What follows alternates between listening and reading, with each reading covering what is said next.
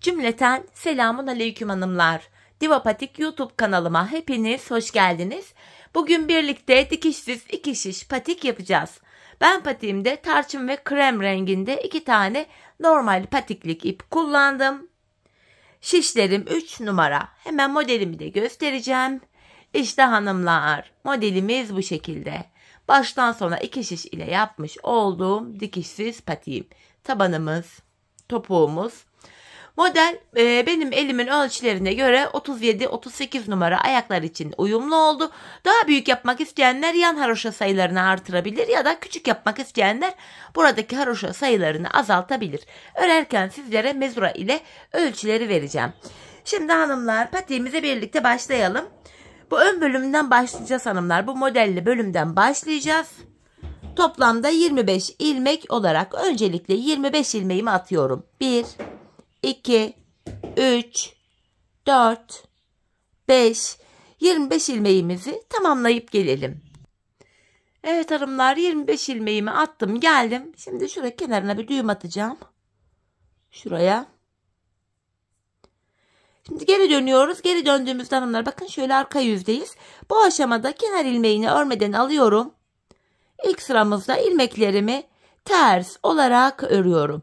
İlk sırada ilmeklerimizin tamamını sıra sonuna kadar ters örüyoruz. Hanımlar sıra sonuna kadar ters örüp gelelim. Evet hanımlar ilmeklerimi ördüm. Son bir ilmeğim kaldı. İpimi kendimden tarafta bırakıp sonuncu ilmeğimi örmeden sağ şişime aldım. Çünkü ön yüzde renk geçişi yapacağız. Bu nedenle sonuncu ilmeği örmedim. Şimdi tarçın rengi ipimi alıyorum. Modelimize başlıyoruz hanımlar. Şu an ön yüzeyiz. Ön yüzde olduğumuzu şöyle kabul ediyorum. Başlangıç ipimiz eğer sol taraftaysa ön yüzdeyiz demektir. Bu renkli ipimi taktım. Hanımlar buraya toplamda ilk 4 ilmeğimi örüyorum. Şu kenar ilmeğimden sonra 3 ilmek daha öreceğim. Şu 1. Hemen şu kenarına da bir düğüm atalım hanımlar. Patiğimizin kenarı sökülmesin. Güzelce düğümümüzü atalım. Buraya kenara 2 tane sıkı bir düğüm attım. Kenar ilmeğiyle birlikte 2 ilmek ördüm. Şu 3. ilmeği, şu da 4. Buraya toplamda 4 adet ilmek ördük. Şimdi hanımlar bir tane kremi örmeden alıyorum. Devamında artık bu ilk başlangıçta 4 tane tarçın örmüştük. 3 tane tarçın örüyorum. Düz olarak ördüm. Bir krem örmeden alıyorum. 3 ilmek tarçın rengi ipim ile örüyorum. Bir ilmek örmeden aldım. 3 tane tarçın rengi ipim ile ördüm. Bir krem örmeden aldım. 3 ilmek tarçın örüyorum. Bir krem örmeden aldım. Son 4 ilmeğimi tarçın ipim ile örüyorum hanımlar. Ön yüzde modelimizin ilk sırasını yaptık. Bu şekilde. Şimdi geri dönüyorum. Arka yüzde modelde 2. sıradayız. Bu sıramızda kenar ilmeğini örmeden alıyorum. Tarçın rengi ilmeklerimi düz öreceğim. Ön yüze haroşa düşecek. Bakın tarçın rengi ilmeklerimi düz ördüm. Arka yüzde ipi kendime doğru alıyorum. Krem ilmeğimi yine örmeden sağ şişime alıyorum. 3 tane tarçın rengi ilmeğimi düz örüyorum. İpimi kendime doğru yani arka yüze doğru alıp kremi örmeden sağ şişime alıyorum. Tarçın rengi ilmeğimi düz ördüm. Krem ilmeğimi örmeden sağ şişime aldım.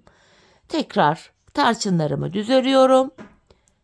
Kremlerimi örmeden sağ şişime alıyorum. Son 4 ilmeğim kaldı. Kalan 4 ilmeğimi de haroşa olarak örüyorum. Sonuncuyu da ördüm. Şimdi geri döndüğümüzde hanımlar şurada bir diş haroşamız oluştu. Tarçın rengi ipimiz ile. Bir diş haroşa. Bu şekilde. Şimdi yapacağımız işlem şu. Modelde 3. sıradayız. Yine kenar ilmeğimi örmeden aldım. Tarçın rengi ilmeklerimi düz örüyorum. Kremimi örmeden aldım. Aynı işleme devam ediyorum. Tarçın ilmeklerimi düz örüyorum. Aralardaki birer kremimi örmeden sağ şişime alıyorum.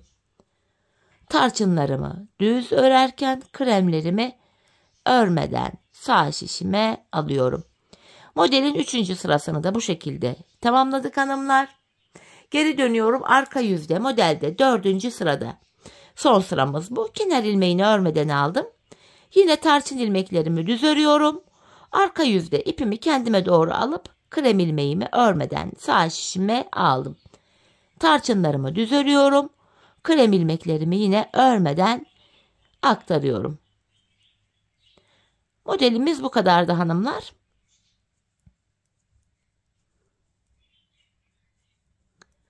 Ön yüzde renk geçişi yapacağım için bu defa tarçın ilmeğimi ipimi kendime doğru aldım. Son ilmeğimi örmeden sağ şişime alıyorum. Bakın hanımlar, ilk modelimizi bu şekilde oluşturduk. İlk modelimiz oldu. Şimdi birlikte ikinci modele başlayacağız hanımlar. Şimdi krem ipimizi aldık. İlmeklerimizi hanımlar şu anda ön yüzdeyiz. Sıra sonuna kadar düz olarak örüyoruz. Hepsini düz öreceğiz hanımlar. Bu şekilde hepsini düz olarak örüyoruz. Model aralarında 2 sıra ilmekleri bu şekilde öreceğiz. Ön yüzde düz, arka yüzde ters öreceğiz. 2 sıra olacak. Ardından diğer modeli yapacağız.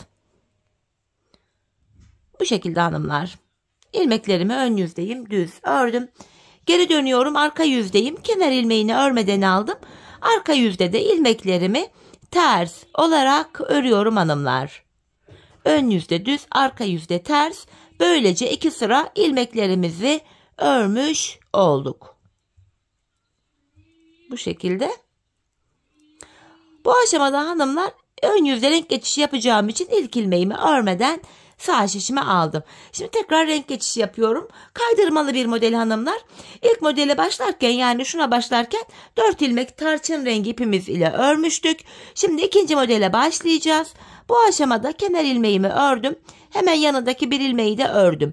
2 ilmek ördükten sonra ikinci modele 2 ilmek örerek başladık. Bir krem örmeden alıyoruz.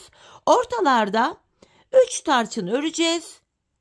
Bir krem örmeden alacağız. Yani şöyle hanımlar, bir önceki modelde 3 tane tarçın örmüştük. Bunun tam ortadaki ilmeğe denk gelen kremi örmeden alıyoruz. Aralara 3 tane tarçın örüyoruz. 3 tarçın ördüm. Bir krem örmeden alıyorum. 3 ilmek tarçın örüyorum. Bir krem örmeden alıyorum.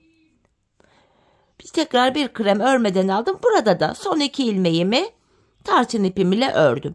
Modelde arka yüzde ikinci sıradayız. Kenar ilmeğimi aldım. İkinci ilmeğimi örüyorum. Şimdi arka yüzde yine krem ilmeklerimi örmeden alıyorum. Tarçın ilmeklerimi düz örüyorum. Kremlerimi örmeden alıyorum. Tarçın ilmeklerimi düz örüyorum. Arka yüzde modelde ikinci sıramız. Tarçın ilmeklerimiz düz örülüyor. Krem ilmeğimi örmeden aldım. Son 2 ilmeğimi de tarçın ile ördüm. Tekrar geri döndüm hanımlar. Modelde şimdi de ön yüzde 3. sıradayız. Aynı işlemi tekrar edeceğiz. Kenar ilmeğini aldım. 2. ilmeğimi örüyorum. Kremi örmeden alıyorum. 3 tarçını düz örüyorum. Kremi örmeden alıyorum. 3 tarçını düz örüyorum. Tekrar kremi örmeden aldım. 3 tarçını düz ördüm. Kremi örmeden aldım. 3 tarçını düz örüyorum. Kremi örmeden aldım. 3 tarçın düz ördüm. Kremi örmeden aldım ve kalan 2 ilmeğimi tarçın ipim ile düz ördüm. Tekrar geri döndüm. Arka yüzde yine kenar ilmeğini aldıktan sonra tarçın ilmeklerimi düz örüyorum. Krem ilmeklerimi örmeden sağ şişime alıyorum. Modelde 4. ve sonuncu sıramız. Bu şekilde ikinci modelimizi de yapmış olduk hanımlar.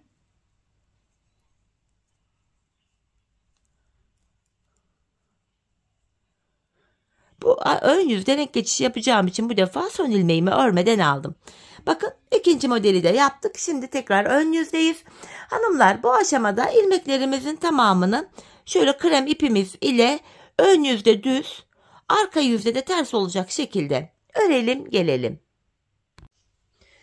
Evet hanımlar, ön yüzde düz, arka yüzde ters 2 sıra ördüm. 3. modeli başlatacağız.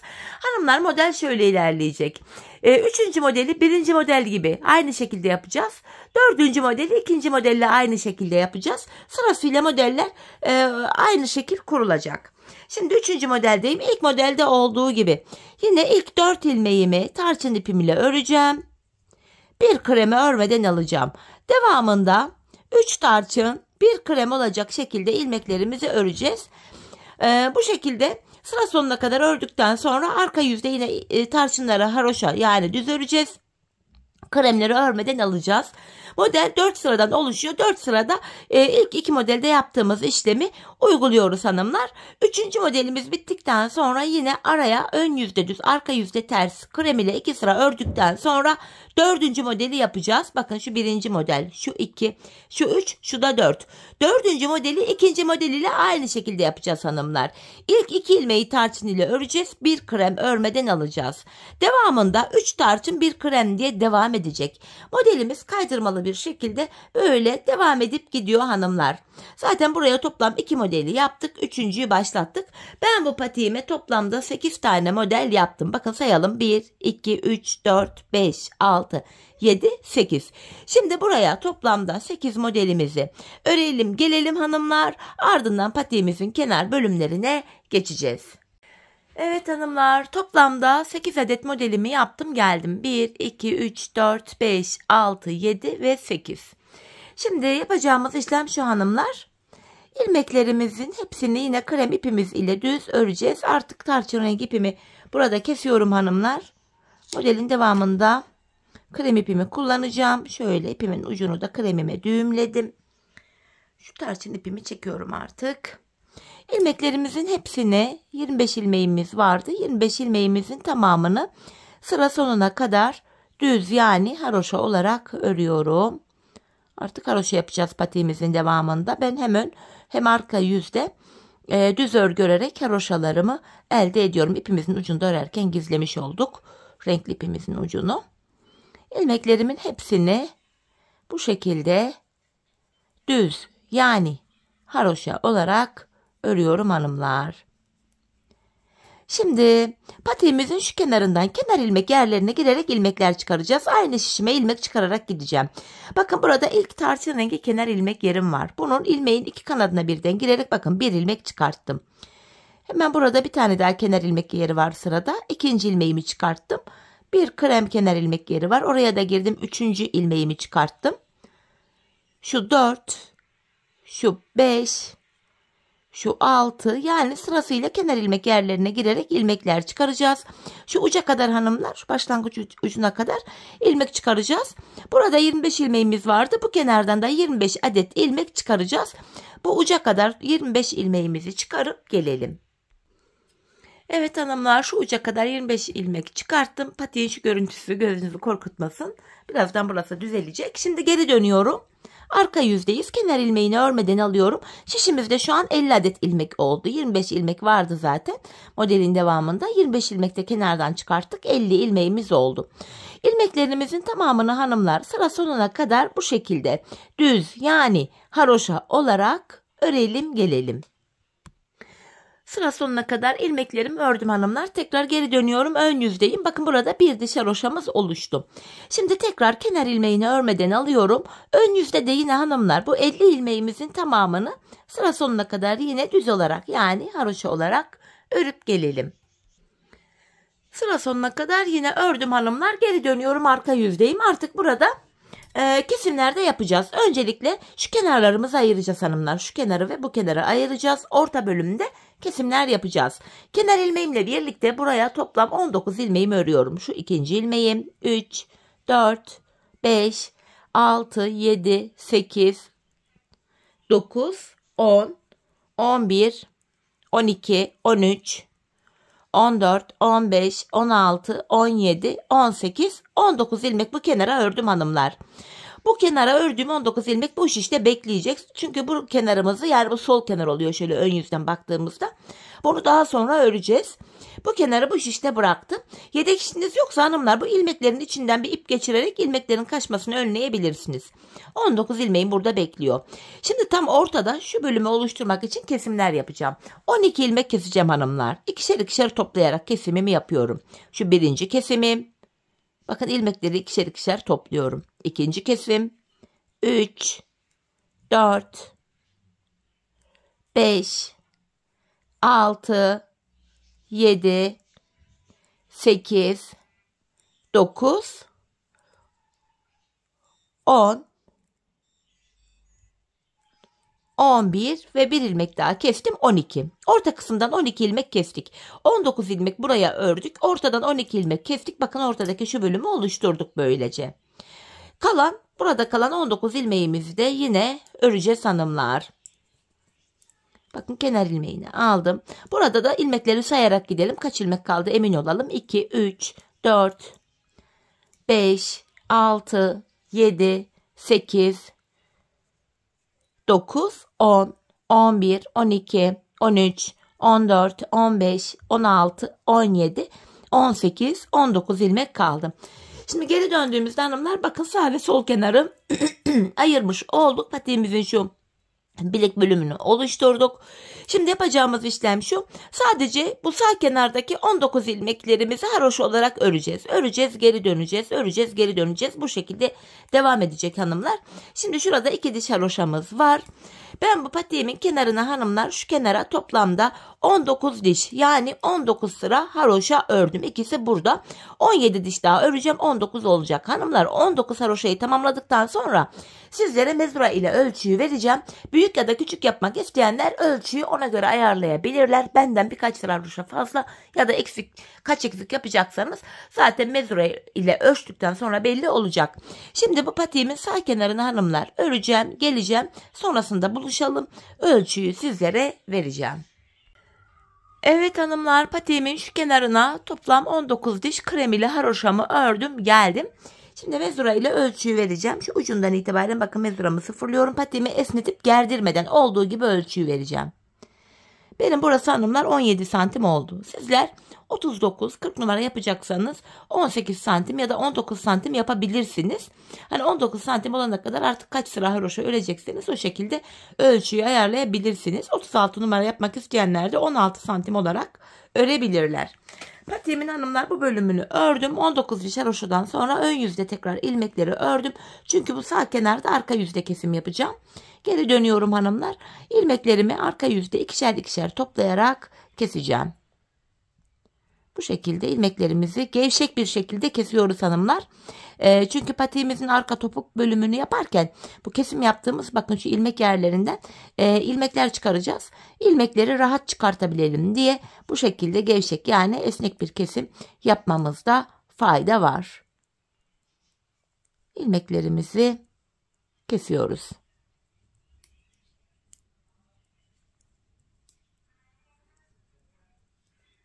Son bir ilmek kaldı. Onu da kestim. Bu kenarımız sıkı sağlam olsun diye şöyle 2 tane sıkı bir zincir oluşturdum. İpimi kesiyorum. Sağ kenarı bitirdik. Şimdi sol kenara başlayacağız hanımlar. Hemen şu kenardan itibaren ipimi ekleyerek sol kenara başlıyorum. Burada da yine haroşalarımızı öreceğiz. Sağ kenarı nasıl yaptıysak sol kenarı da aynı şekilde yapacağız hanımlar. Hemen ilk 2 ilmeğimi ördükten sonra ipimin ucunu yine buraya düğümlüyorum. Bu şekilde. Sıra sonuna kadar yine ilmeklerimizi haroşa olarak öreceğiz. Ardından geri döneceğiz. Arka yüzde de yine haroşalara devam edeceğiz. Ben sağ kenara 19 diş yani 19 sıra haroşa yapmıştım. Sol kenarı da aynı sayıda yapacağım. Bu şekilde. Şimdi sizler hanımlar bu kenara kaç sıra haroşa yaptıysanız diğer bu sol kenara da aynı sayıda haroşaları tamamlayın gelin.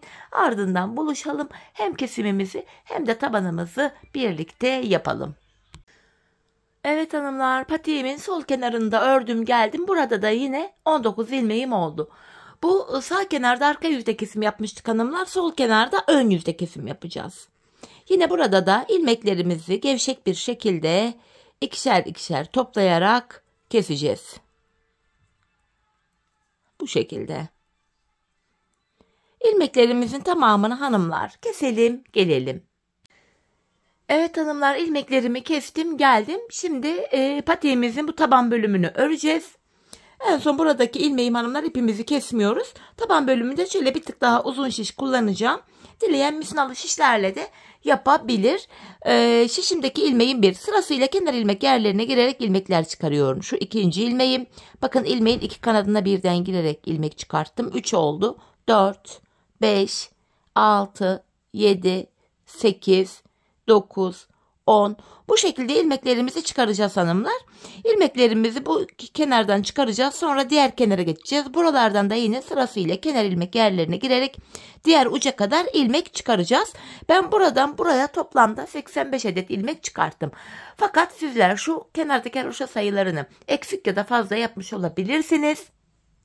Buna nazaran sizin ilmek sayınız benden 5 ilmek 10 ilmek fazla ya da eksik çıkabilir. Bu kenardaki haroşa sayısına bağlı olarak buradan çıkan ilmeklerin sayısı tabii ki de farklılık gösterebilir. Dediğim gibi ben diğer uca kadar toplamda 85 ilmek çıkarttım. Şimdi birlikte bu uca kadar ilmeklerimizi çıkaralım gelelim. Evet hanımlar, diğer uca kadar toplamda 85 ilmeğimi çıkarttım. Şimdi geri dönüyorum hanımlar, arka yüzdeyiz. Arka yüzde kenar ilmeğini aldım.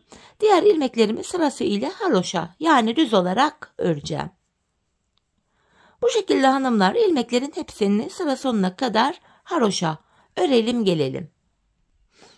İlmeklerimi sıra sonuna kadar ördüm hanımlar. Bakın buraya bir diş haroşamız oluştu. Şimdi burundan başlayarak tabanımızı öreceğiz hanımlar. Öncelikle patiğimizin burun kısmına 9 ilmek ayıracağım. Şişimizde hesaplamayı şöyle yapacağız hanımlar. Şişimde toplam ilmek sayım 85. Sizin atıyorum 89 olabilir. Benimki 85. 85 ilmekten 9 ilmeği çıkarıyorum. Geriye 76 ilmek kalıyor. Hani sizinki 89 ise 89'dan 9'u çıkarın, geriye 80 kalır. Kalan sayıyı 2'ye bölüyoruz. Benim 76 ilmeğim kalmıştı. İki yana eşit olarak paylaştırınca kenarlara 38'er ilmek düşüyor. Eğer ki sizde kalan sayı 80 ise 2'ye bölün, yanlara 40'ar ilmek düşer. Hesap böyle yapılacak hanımlar. Öncelikle tabanımızı yapabilmek için bu kenara ayırdığımız 38 ilmeğimizi öreceğiz. Artık sizin kaç ilmeğiniz varsa burada. Bu kenara hanımlar kenar ilmeğiyle birlikte toplam 38 ilmeğimizi örelim gelelim. Kenara 38 ilmeğimi ördüm hanımlar. Şimdi burun için bir de 9 ilmek öreceğim. 1, 2, 3, 4, 5, 6, 7, 8, 9. Saydığımızda şu sol kenarda da 38 ilmek kalıyor. 9 ilmekten sonra geri dönüyorum hanımlar. İpim karşıda, ilk ilmeğimi örmeden alıyorum. 9 ilmeğimi tekrar öreceğim. Şu ikinci ilmeğim. 3, 4, 5, 6, 7, 8, 9. Tekrar geri dönüyoruz. 9 ilmek ile buraya bir diş haroşamızı oluşturduk. Patiğimizin tabanı 15 ilmekten oluşuyor hanımlar. Burada orta bölümde 15 ilmek olana kadar yanlardan birer birer ilmek ekleyeceğiz her sırada. Yine ipim karşıda, ilk ilmeğimi örmeden aldım. 9 ilmeğimi öreceğim. 3, 4, 5, 6, 7, 8, 9. Yan taraftan bir ilmek örerek ortaya ekliyorum. Ortada 10 oldu. Geri dönüyorum. İpim karşıda, yine ilk ilmeği örmeden aldım. 10 ilmeğimi öreceğim. 3, 4, 5, 6, 7, 8, 9, 10. Şimdi de bu kenardan bir ilmek örerek ekliyorum. Tabanda 11 ilmek oldu. Geri döndüm. İpim karşıda yine ve ilk ilmeği örmeden aldım. 11 ilmeğimi öreceğim. 4, 5, 6, 7, 8, 9, 10, 11. Şimdi de şu kenardan bir ilmek örerek ortaya ekledim. 12 ilmek oldu.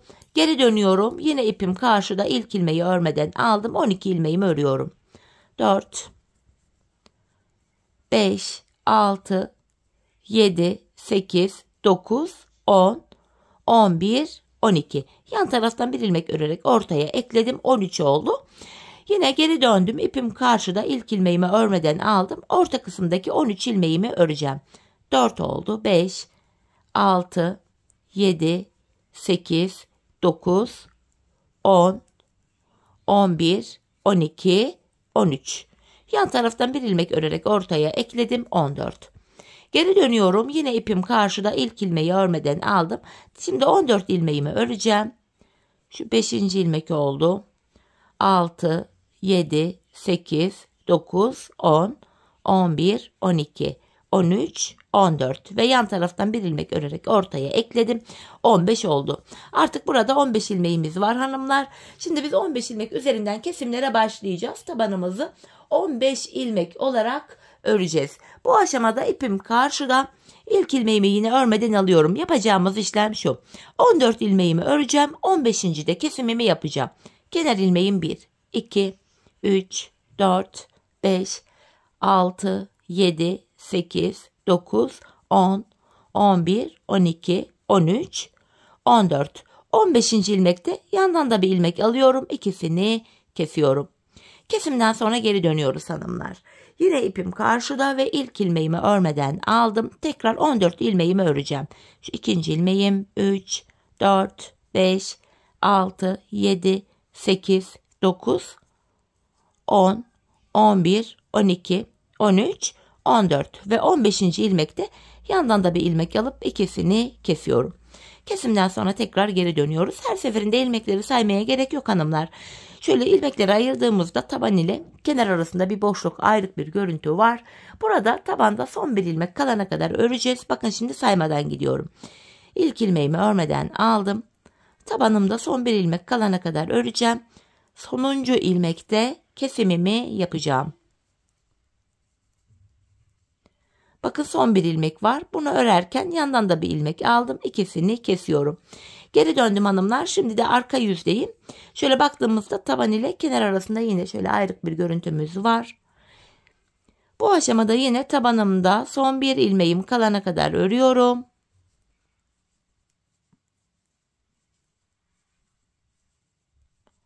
Sonuncu ilmeği örerken yandan da bir ilmek aldım. İkisini kestim. Tekrar geri döneceğiz hanımlar. Patiğimizin tabanı 15 ilmek üzerinden bu şekilde örülecek. Biz bu işleme, kesme işlemine sağ ve sol taraftaki ilmekler bitene kadar devam edeceğiz. Kesim sonunda şişimizde sadece tabanda kullandığımız 15 ilmeğimiz kalacak. Şimdi hep birlikte tabanımızı sizlere anlattığım gibi örelim gelelim. Evet hanımlar, tabanımızı ördüm geldim. Şişimde sadece tabanda kullandığım 15 ilmek kaldı. Şimdi bu 15 ilmek ile patiğimizin arka bölümünü öreceğiz. Yapacağımız işlem şu. İpim karşıda, ilk ilmeğimi örmeden aldım. Son 2 ilmeğim kalana kadar öreceğim hanımlar. Bakın son 2 ilmeğim kaldı. Bu son 2 ilmeği keserek ördüm. Şişimde 14 ilmek kaldı.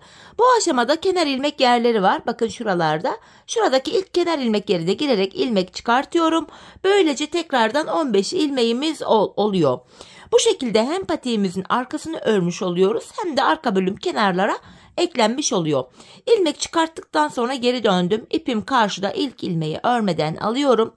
Yine ilmeklerimi son 2 ilmeğim kalana kadar örüyorum. Bakın yine son 2 ilmeğim burada. Burada da son 2 ilmeğimi kestim. Bu sağ kenarda ilmek çıkartırken geri dönüyorum. Ön yüzde ilmek çıkaracağım. Öyle daha çok kolayıma gidiyor. Şimdi de buradaki kenar ilmek yerine ilmeğin 2 kanadına birden girerek ilmek çıkarıyorum. Tam olarak şuradan. Yeniden 15 ilmeğimiz oldu. Diğer ilmeklerimi yine öreceğim. Patiğimizin arkasında yapacağımız işlem bu. Son 2 ilmek kalana kadar ilmeklerimizi örüyoruz. Son 2 ilmeği kesiyoruz ve sıradaki kenar ilmek yerinden ilmek çıkarıyoruz. Bakın yine son 2 ilmeğimi kestim. Bir sonraki kenar ilmek yerim şurada. Buraya girerek şöyle bir ilmek çıkarttım. Tekrar geri dönüyorum. Yine ipim karşıda, ilk ilmeği örmeden aldım. Tekrar aynı işlemi yapacağım. Son 2 ilmek kalana kadar öreceğim. Son 2 ilmeğimi kesiyorum ve burada ön yüzde ilmek çıkartıyorduk. Geri döndüm ön yüzde. Burada da bir diğer kenar ilmek yerine, yani şuraya girerek ilmeğimi çıkarıyorum. Bu şekilde hanımlar patiğimizin arkası örülecek. Biz bu işleme şuraya ve şuraya gelene kadar, bakın son kenar ilmek yerlerine gelene kadar devam edeceğiz. Şimdi patiğimizin arka bölümünü bu şekilde örüp gelelim. Evet hanımlar, patiğimin arka bölümünü ördüm ve geldim. Şimdi artık ilmeklerimizi keseceğim. İkişer ikişer toplayarak kesme işlemini gerçekleştiriyoruz. Patiğimizi böylece tamamlamış olduk.